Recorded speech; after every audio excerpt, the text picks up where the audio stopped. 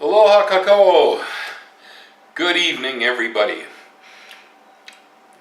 Frequently, I have people come to me and ask, Bill, how the heck did you end up in Hawaii? I usually tell them, oh man, that's a long story. And it really is. And in fact, I just had a gentleman ask me that question today. And so, I gave him the short story, but I'm going to go ahead and tell the story to the camera here. So in case anybody ever wants to know again, there it is. Hawaii for me starts as a small child in the 1950s. My great aunt and my grandmother used to come over here periodically back in the steamship days, back before airline flights were really very common over to the islands. In those days, Hilo was the big deal because that was the first port of entry when the boats came in. So that's where people actually originally came. Hilo was the tourist destination. Later, it switched to Oahu at Honolulu when the airplanes really got to be a big deal. That wasn't really until later in the 50s and into the 60s that occurred. Anyway, they used to come over here all the time. It was a common vacation for them. And they'd come back with, shell lays and all manner of different Hawaiiana and hand-carved wood candy dishes and all that stuff. And tell us all the stories, and I remember the last time, I think it was, maybe around 58, 59, that they dragged my grandfather with. My grandfather, he was one tough old cookie on my mother's side. Boy, you didn't want to mess with that man. If I got a hard edge, that's where I got it. I almost never saw him frightened by anything in my entire life. But they took him over here, and I believe it was Mauna Loa at the time that had gone into eruption, and there was lava moving down the Saddle Road area, heading towards the Wailuku, towards Hilo, and man, oh man, he couldn't get off this island fast enough, and when they brought him back to Chicago, it was the only time I ever saw terror in that man's eyes. He did not like volcanoes. I never forgot that. It was the only fright I ever saw in Grandpa's eyes. But anyway, later on, my mother met a gentleman, Edward, and they fell in love. They got married, and it would be my mother's second husband. First one didn't work out. And he worked for United Airlines, and he could go just about anywhere he wanted to within United's flights just for taxes. And until I was 18, I could do the same thing. And so they'd fly around the country frequently. There were two destinations that were a big deal for them, and that was Las Vegas and Hawaii. And so it wasn't 1 week under the other or 1 month or the other. They'd be in one place or the other, bringing back ashtrays and silver dollars or bringing back macadamia nuts, And so my whole youth was filled with this Hawaiian connection. But nobody ever asked me to go with them, and I really actually wasn't all that inspired, I guess, to do it. Wasn't really a big deal for me. Back in the 50s, they used to drop me off at my aunt's house, though, in Sacramento, in California. My brother and I would be dropped off there so the rest of them could take off and go gambling, And we'd be there with Aunt Nettie for a week or so, and I really got to like California as a boy. Living in Chicago, Sacramento was heaven by comparison. My uncle was the guy who engineered the gold plating of the dome in Sacramento. Now they've given that up. Last time I looked, they painted it black or put tar on it, but it used to be gold plated, and that was his business, figuring out how to do that. And so they lived well over there. She raised rabbits and organic vegetables, and I happened to be there one year for a monarch hatch. Magnificent, just amazing. I loved it, and I never forgot it. And later on in the 60s, things started happening out in California. We had the summer love and all that stuff going on, and so I wanted to go back. And so I'd be the only guy, with the summer of love, with a haircut, because he wouldn't get me a ticket on that airplane unless I got a haircut first. Okay, so I'd get a buzz cut to go out and join all the hippies out in San Francisco. And eventually I ended up living in Berkeley for a while in the late '60s, and I loved it.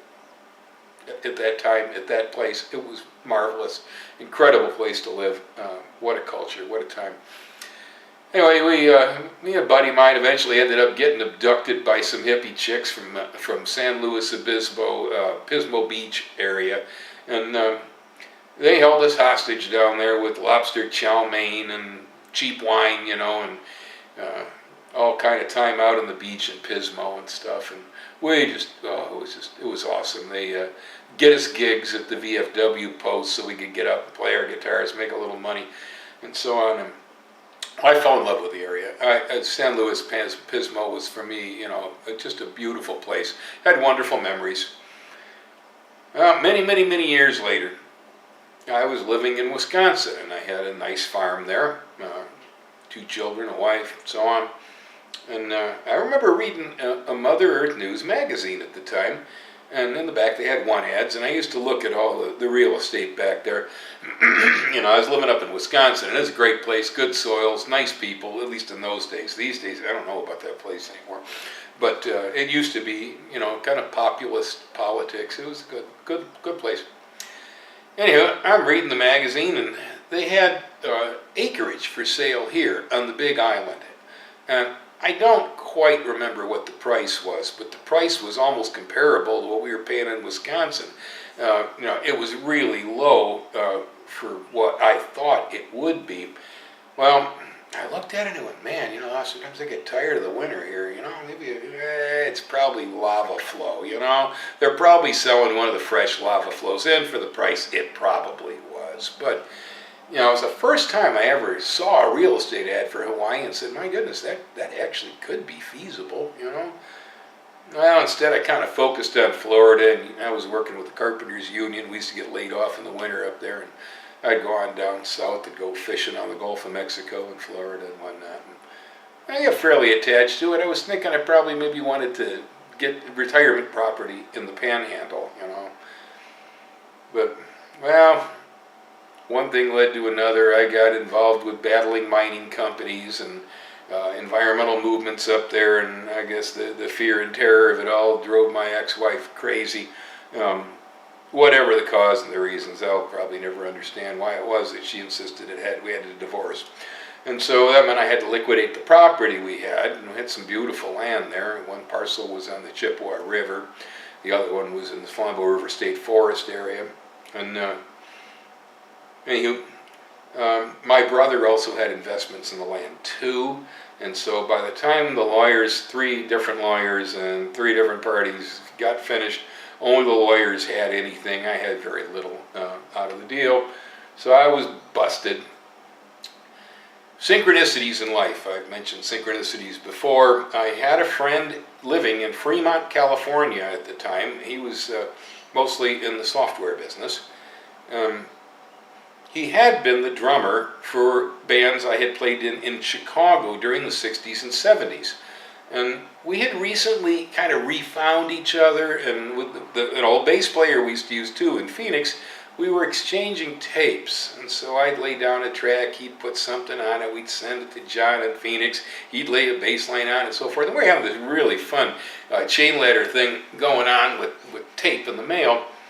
And we finally decided, hey, this is so cool, we got to get back together at least for some jamming. And so we got together in studio in Fremont, and we did a few things, did some recordings and all that. And I went back to Wisconsin, and as I'm sitting there alone in the house, just me and the dog, no ex-hooked kids, they're gone, and here I am, and I was about as close to me going as I ever got in my life at that point.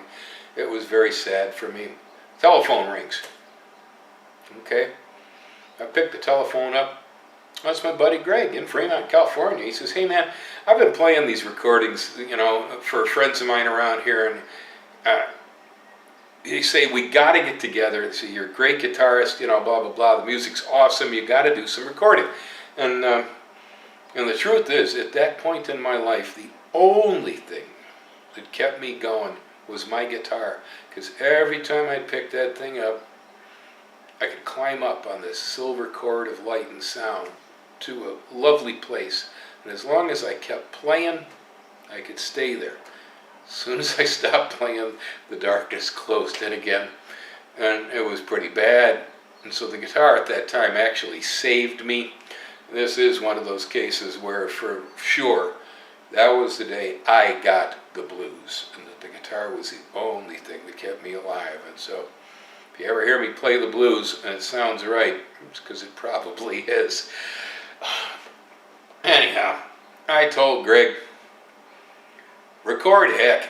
I said, I'm losing the whole farm. I got to sell everything off over here. I got no place to go, nothing to do. I just come on and move out there. He says, oh man, I got an extra bedroom. Cool. You move in. I did. And we had a great time. We started clubbing, you know, doing recordings and playing out in mostly coffee houses around the area. And it was a good thing.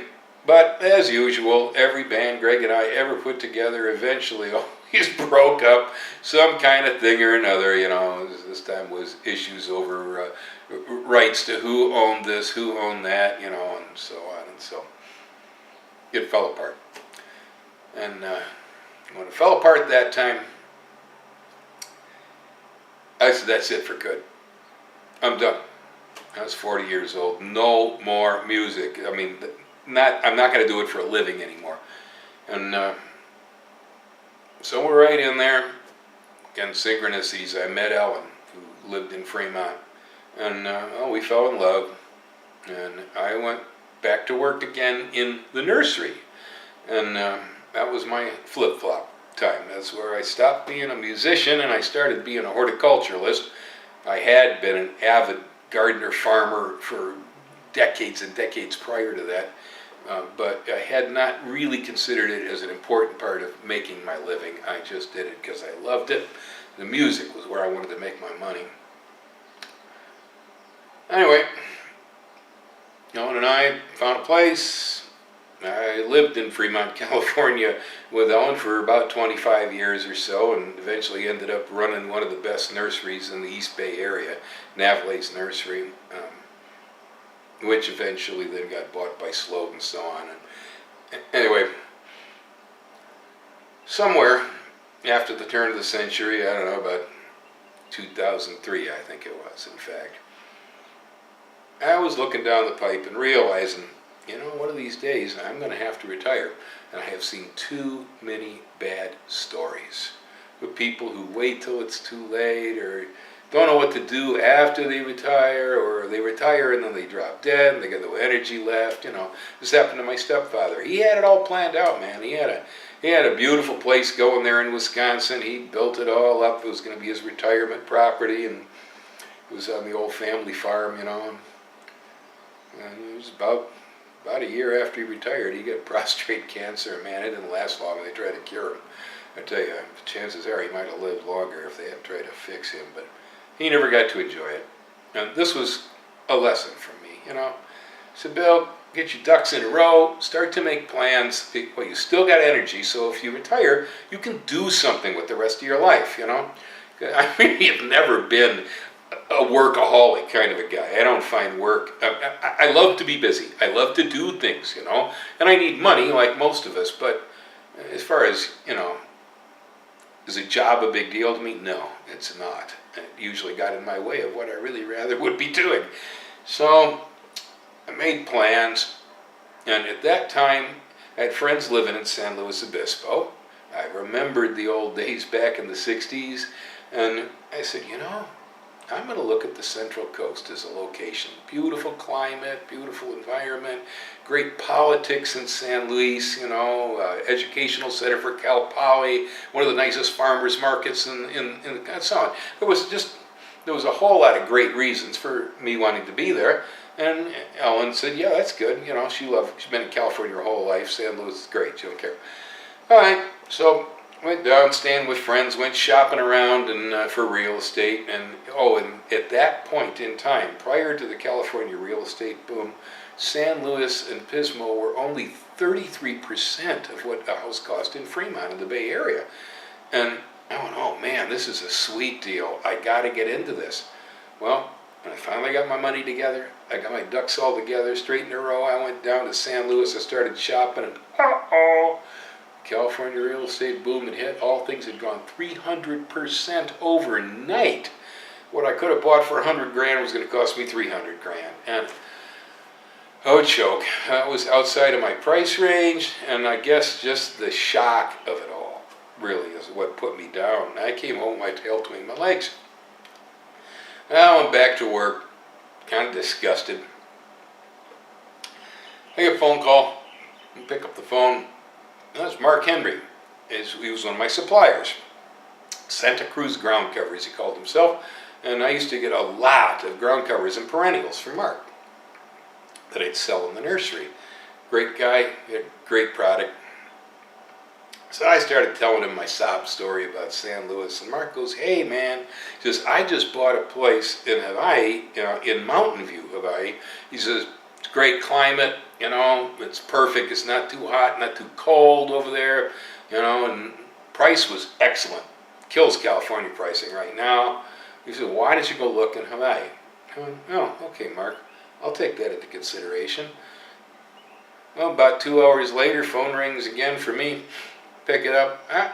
It's my buddy Scott Doherty. He works for AT&T, working as a phone man. Scott had very little of anything to do most of the time, and used to come down and just hang out in the store with me. We'd drink coffee, and I'd walk around grooming plants, selling stuff, and Scott would just, dang along. We'd talk. I just called up to shoot the breeze. I told Scott the same story. Scott turned to me and says, man, he says, I just left the Big Island. He says, I bought one piece of property in Hilo, facing the ocean over the bay. He says, I bought another one down in Lower Puna, which is now probably under lava, by the way. He says, awesome. Great price, wonderful environment, great people. You'll love it, You should go look at the Big Island. Well, Scott did not know Mark. Okay? And in my life, when that happens, that within a couple of hours, two guys that don't know each other tell me exactly the same thing, I go, yeah, I know what this is. It's a road sign in life. Follow it. So I went home. I told Ellen about it. And luckily, she and I had both taken the same geology class in college, where we covered a significant unit on Hawaiian volcanoes, because one of the first things that might terrify people who don't live in Hawaii is the volcano. Well, we had already learned that these things are not particularly dangerous. I mean, they could be a pain like this one's being right now, but no one dies from these things, really. It's not a life-threatening thing. That's more what she was concerned about.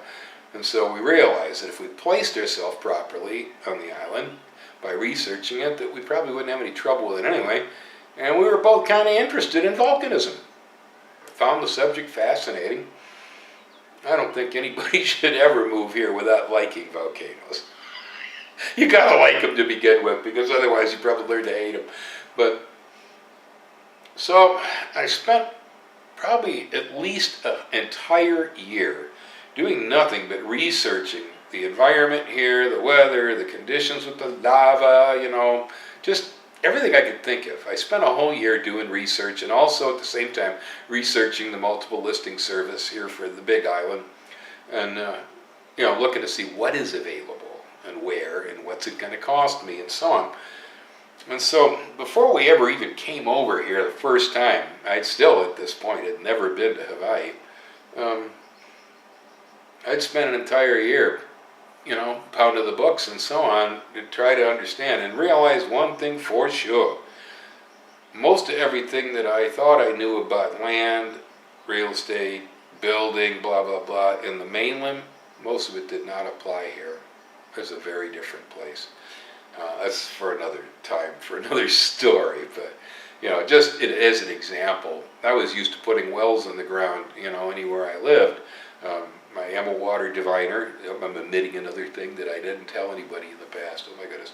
Yeah, I can find water with a stick or a rod. I'm pretty good at it. And so we used to put wells in. It was no big deal. But for most of us here, you can't put a well in. Where my property's at right now, I'd have to go 1,600 feet. And that would mean I'd have to have a 12-inch casing, which meant I'd have to have a 60-horse pump. And so the well cost me, about $1.5 million. Most people here catch water on the roof is how they do it. Anyhow, I realized that this is going to be a really, really different situation. Ellen and I went through the checklist. She wanted to know, well, do we have to worry about hurricanes, And, it turned out when I looked at NOAA's mapping of hurricane on the Big Island, it's incredible. All hurricanes turn around the bottom of the island, hook north, head towards Maui. Most of them, when they finally make landfall, either hit Oahu or the vast majority hit Kauai. Kauai really gets nailed. And the reason for this is not magic. I mean, you look at it, you go, wow, Pele, the volcano fire goddess, will not allow the water gods to come on shore. It does feel that way sometimes. But it's actually just that the Big Island is such an enormous seamount that drops off so abruptly into the ocean and goes all the way down, man. This thing is, measuring it from the seafloor, this is the largest mountain on the face of the earth. I think it's like 33 or 36,000 feet from the seafloor of this monster.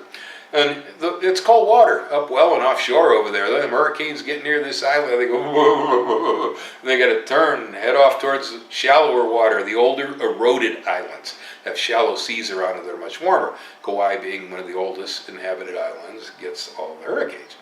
Big Island, they've gotten close. They get close, but so far, no cigar, no landfall. So that made Ellen happy. She didn't like the idea of being hit by hurricanes. We knew that the one thing that you might be in danger with here is tsunami. And so we pretty much already decided we didn't want to live on the idyllic seashore like a lot of people do, that we would prefer probably to be up the mountain. Made it for a much more relaxing, safer environment. And so what we did is we made a list of parameters. You can have solar power here, you can catch water, you can do a whole lot of different things. I know guys who have to use a satellite for internet. My friend Mark Henry has an enormous microwave tower next to his house for internet because the only way he can get it where he's at, And so I said, this is retirement property for me. I want to be comfortable. I don't want to have to go back to hippie homesteading. I did that for decades in Wisconsin, I'm not doing that again. No more outhouses, And so made a list. Had to be near electric power lines. Had to have cable. Had to have telephone. Had to be able to make a connection to an internet, by a wire somehow or another. Didn't care whether it was cable or phone, but I was going to do that. Had to be close enough to county public water so I didn't have to catch it off the roof. And we did find a place that it cost me $8,000 to run a pipe 3/10 of a mile and get the hookup, but I got county water for about the same price a good catchment system costs you. It's weird. My meter is, way out on the highway over there. I own the pipe all the way down Kapua coming in here. But that's Hawaii. Like I say, it ain't like any other place you've ever been. And I wanted soil. I knew much of the island was lava, but I wanted soil. Not right now. County road. I wanted it on a county blacktop road because there's so many private roads here that are just, oh God, they're awful. And people fight over whether they should or should not fix them. I wanted the thing on a county highway so that my taxes kept the road up and so on, and they'd mow the shoulders for me, I wanted to be relatively comfortable because it was for retirement. And I also wanted to be relatively close to shopping and an easy drive too. And I wanted to be close to medical facilities and hospitals because I figured, I'm getting older, The land had to be relatively level because a lot of land here is really steep because I was going to be old and who knows whether I was going to be on a cane. So I made this whole list of parameters. And then Ellen is the one who went ahead and she rented us houses or booked hotel rooms and even did some campgrounds in the national park and things. And anyway, set up this whole thing where we circled the entire island for several weeks, staying for several days at least in every spot, going all the way around this island. We stayed in Kona, we stayed in Captain Cook, we stayed in Naʻalehu, we stayed in Volcano at the national park, we stayed in Honoka'a up on the Hamakua coast, we stayed in Waimea, we stayed here in Hilo, Anyway, and she also located a realtor for us, Denise Nakanishi.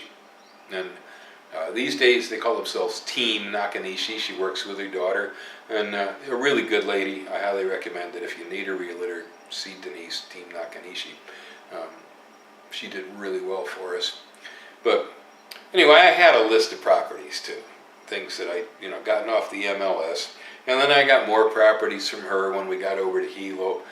But we stayed all around the islands, and well, one thing we realized right off, at about 1,500 foot elevation or so, the weather changes a bit. It's cooler up here. It's kind of like spring all year. It doesn't get hot. It doesn't get cold either, unless you think 52 degrees is cold at night and New Year's, okay, because that's about as cold as it ever gets here. Mid to lower 50s in the middle of winter at night. So we got close with Waimea. I like Waimea. Culture, I don't like the culture as much. It's a cowboy town. Parker Ranch, a lot of country western, like it, a lot of that kind of stuff over there. But the wind in Waimea is unbelievable.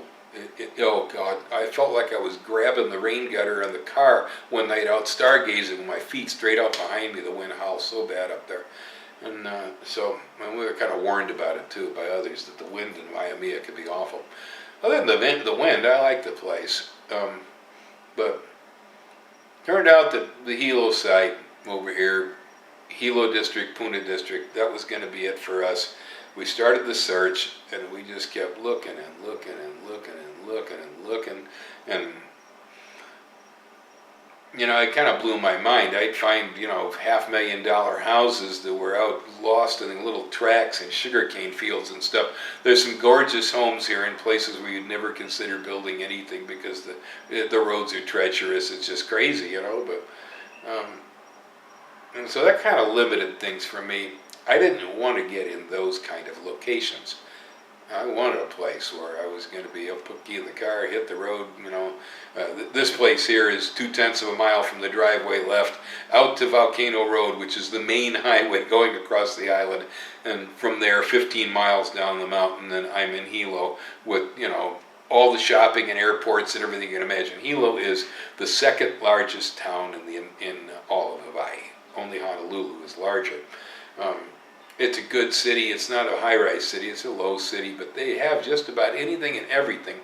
It's also a place in Hawaii that isn't anymore so much for tourists. I mean, yes, we have tourists here, and you had a history of that, but it's more a place where people just live in Hawaii, Local people live here in Puna and Hilo, and so shopping's cheaper, gas is cheaper, housing's cheaper, almost everything is cheaper in Hilo.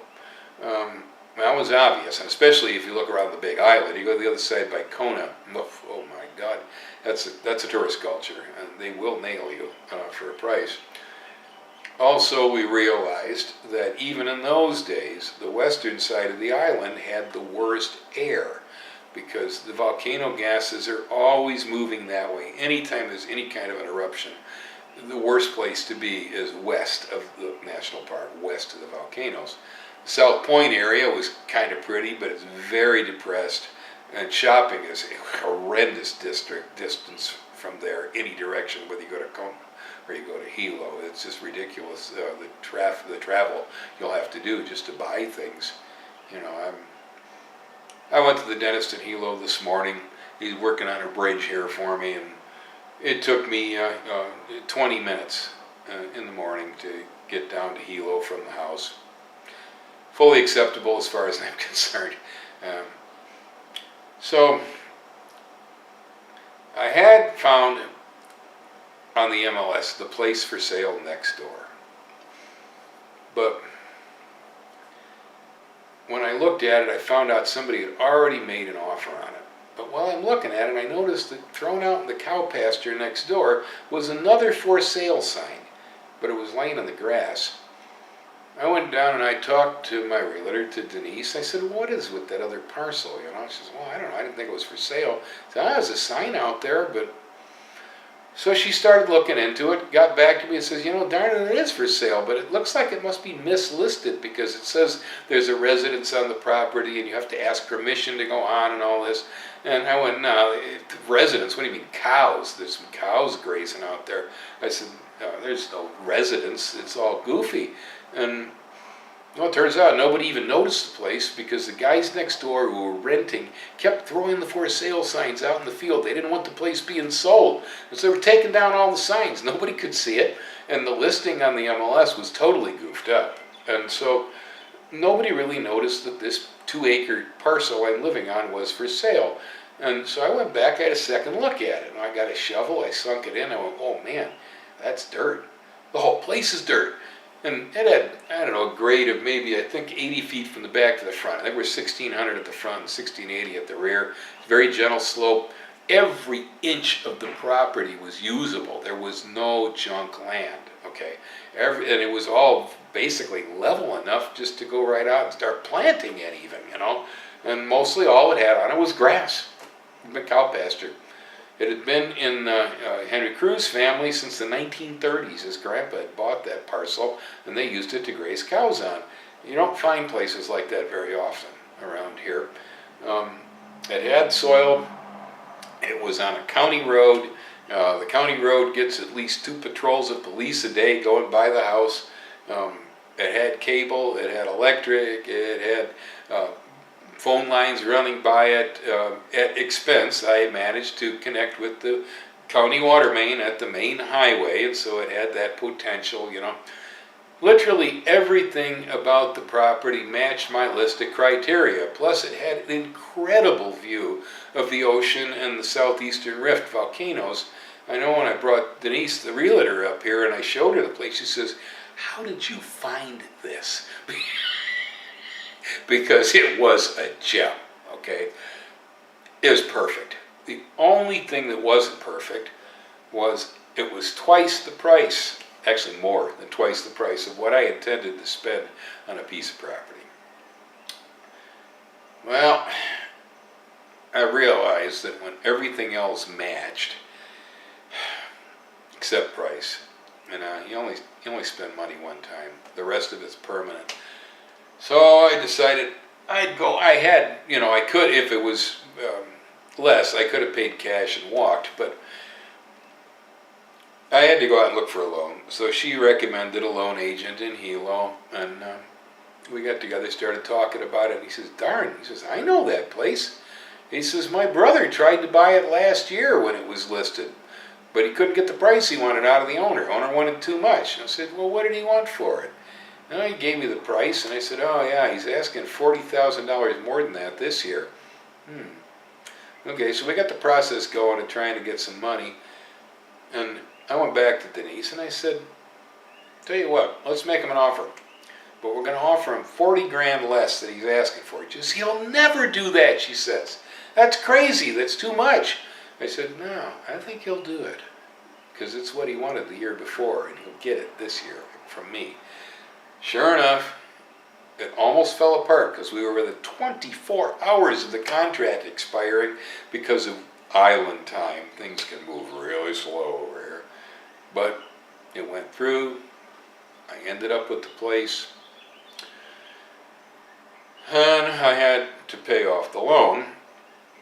And on bare land here, all you can get is a 3-year with a balloon. Well, when I hit coming to the balloon, I was in the end of the 2nd year, and I knew I was going to have to do something. I didn't have the money in the pocket for the balloon. And so what I decided to do at that point was then, rather than try to keep a land loan going, I was going to go ahead and get a builder's loan, which will go on 30 year. And so I got one through the bank. My credit was good in those days. I was managing a nursery in the Bay Area. And so I started the process of building a house here. And that was a whole other story I won't even go into, although I did find a very, very good contractor. I'm so happy that I hired Jim Taring with Jet Builders. I highly recommend him. Anybody that needs somebody to help build over here, he's still around, still cooking. Yeah, he did a great job here, and he did it for a really good price.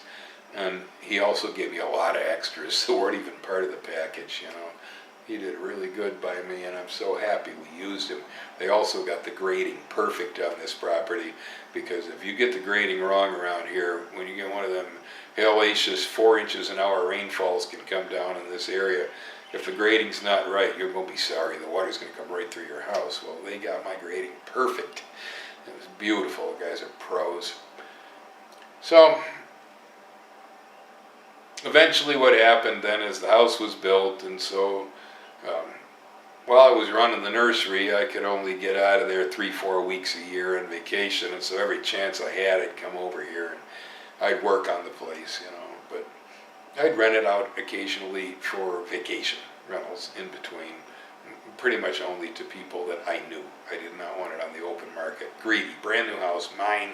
No, I'm not going to let some slob come in here and ruin it. And so, you know, we'd get a little rent off of it. Mostly I just paid for the place, and it sat here empty most of the time until back in 2008, the economic collapse.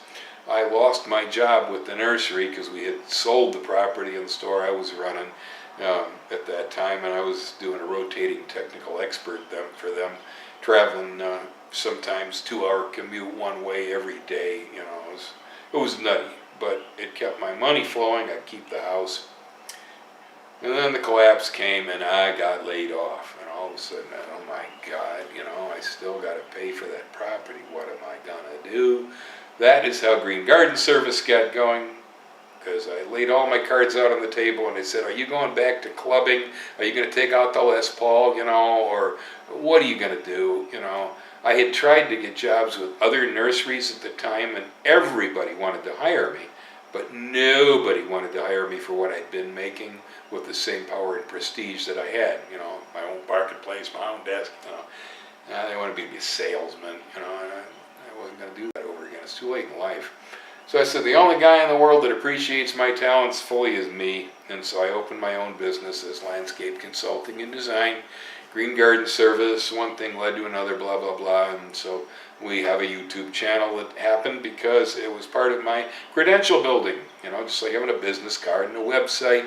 These days, a guy needs a YouTube channel as a credential to show that I'm a horticultural expert, you know, so on. And so it was, you know, a sales pitch. That's how the Green Garden guy thing got going.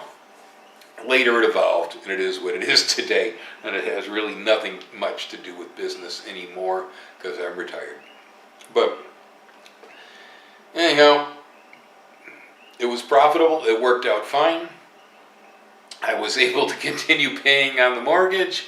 We kept the house, and also the other beauty of it is that since I now ran my own business, I was able to take off any time I thought I could afford it. So I was over here very often.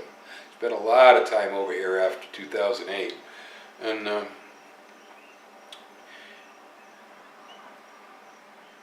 well, then actual retirement age came on. And I'm still living in California, and I told Ellen, you know, it's time. We started talking about this. She wanted to stay there longer, but right now I can't even quite remember what the catalyst was. But we decided, okay, we're going to do it. I don't know, I was 64, I think, at the time. Something on that order. Can't remember. But getting old, can't remember this stuff. But I wasn't collecting SS, I know that. And so she went ahead and made arrangements to leave her job in California, which she'd had for 35 years. Ooh, that's got to be awful, I can't imagine. And I spent an entire year fixing the house, painting the house, making it spiffy. We were in the midst of a really high time with California real estate, which is still high and going up even more. But we were at a really good point, you know, able to sell the house for over 600% of what it had been bought for. That money was more than enough to pay off the rest of the note on this place, and then put money away investing in the stock market that basically neither of us really ever need to work another day in our lives, unless we want to, which I do. I work constantly, but I do it because I like to work, not because I need to. And I only do what I want to do, you know. And when I don't want to do it, I hire somebody. But so that's how we did it. That's why I'm in Hawaii, and I really can't think of anything else more to say about that. So if anybody's got any questions about how the heck did that guy Bill end up over here, I really didn't have any plans to be in Hawaii originally.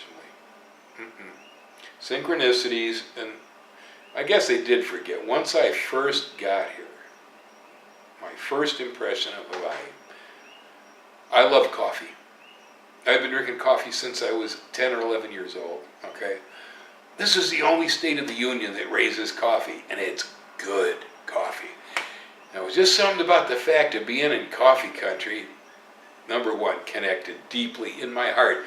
I, at one point, almost opened a coffee shop in California. That's how much I like coffee. And so I decided, instead of a coffee shop, I'll have a coffee farm, you know.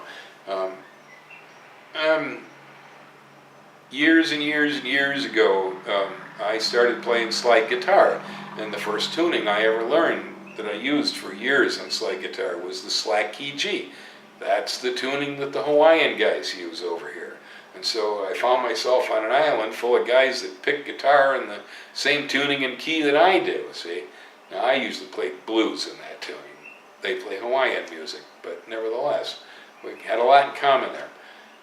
I've always felt that dance, art, music, but these are the highest things in life.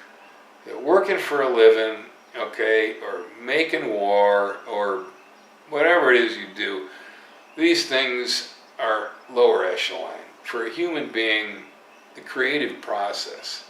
Now, I mean, this can be invention, it can be many things. Creativity takes many flows, you know, you're a writer, or whatever you are. It's all the same thing. But here in Hawaii, art, music, dance, top of the list, man. I've never been any place in the United States where these things are as important. I mean, Hilo is the hula capital of the world. Everybody here plays guitar, and Hawaiians sing so well. I mean, I can do the blues, baby, you know, but I can't sing like these guys, you know. Oh, it's impressive. It's so impressive, and I felt myself immersed in this culture, and then I realized that aloha and aloha spirit, that is not just mouth lip service. It's a real thing. People actually are friendly to each other here. They're friendly to strangers in general. You know, when you come off from the right aspect with others here, they want to talk story. Well, as you guys may know, Bill loves to talk story. And here I am on a whole island full of storytellers. I just felt like I belonged in this culture my whole life, and that I'd never been here. It was the first time I have ever been anywhere where I actually felt at home. So here I am, sitting in my house, at home, in Hawaii. Aloha and hang loose, folks.